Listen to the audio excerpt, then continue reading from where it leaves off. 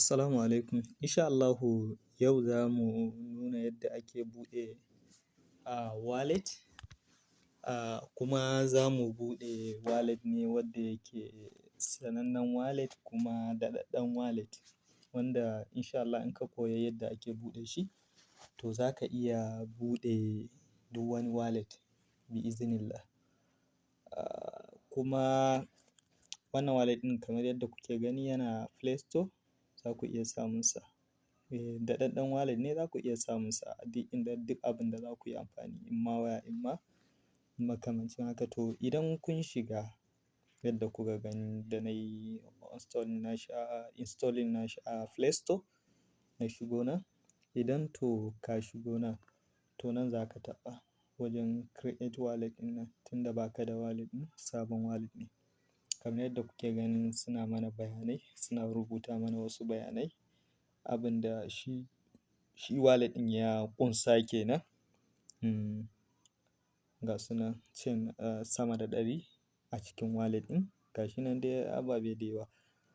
To abu na gaba shine kamar yadda na nuna mana in mun shiga can wajen shine wajen create wallet. To farko zai fara nuno mana zai ce mu sa code guda muyi creating fast code namu. Bi ma'ana code ɗin da zai ringa bamu damar shiga wallet ɗin.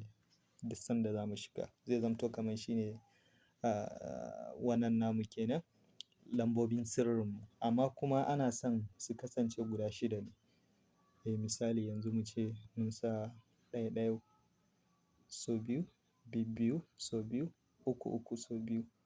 To sai ka ƙara maimaita su 1 sau biyu, biyu sau biyu, uku sau biyu. Bayan ka gama zai ce maka kana son ka ringa amfani da dangwalon ɗan yatsa ne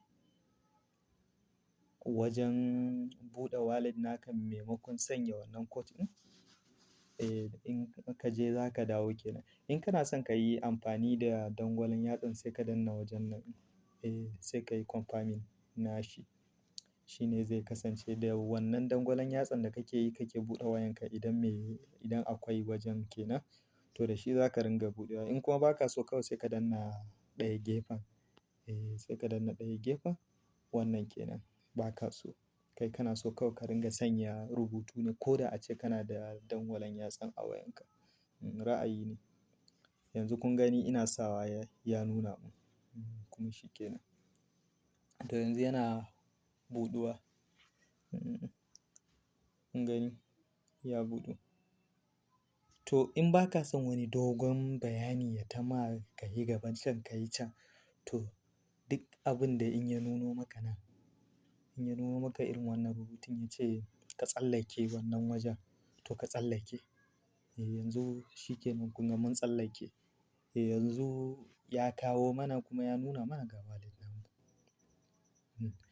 Sai wasu abu taƙaitattu da ya kamata mu sani shine abu na farko idan kana da kuɗi a ciki in za ka tura zuwa wani waje to nan za ka shiga. Misali sai ka zaɓi wane can ne kuɗinka yake kai sai ka zaɓa. Misali mu ce ko in a Solana ne zai nuna maka. To wannan kenan. Shi amfanin send ɗin ne kenan. Nan kuma idan kana da kuɗi kana so kuma ka canja shi zuwa wani abu.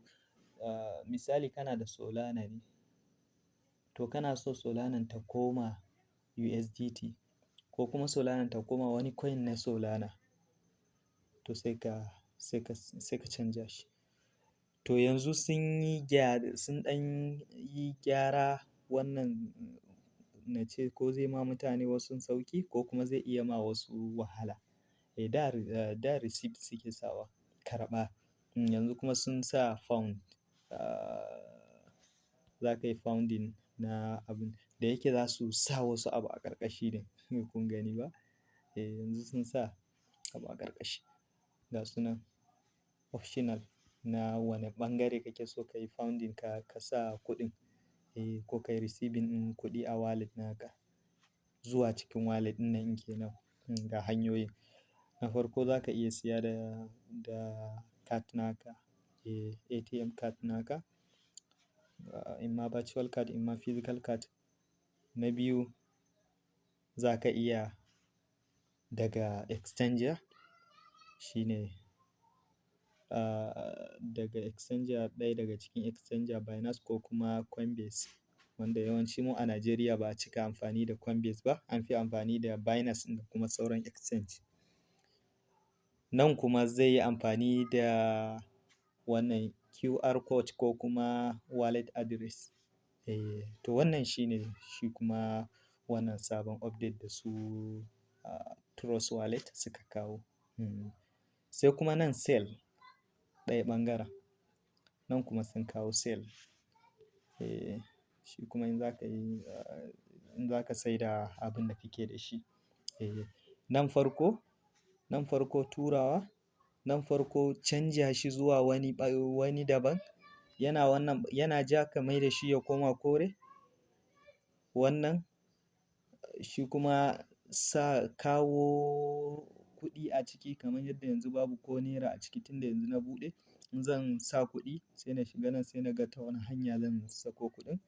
Nan kuma akwai kuɗin amma ina so in siyar ne a cikin shi wallet ɗin, to a nan zan siyar. Wannan kenan. Kuma kar mu manta yana kan nan wajen ne wallet ɗin, yana kan wajen crypto ba kan NFT ba. Yauwa. Wannan kenan. Nan dai duk abun nan ne da yake a kan wajen yake. Shi yasa ya kawo mana haka. Nan kuma ya nuna mana wasu coin da suke trending yanzu haka.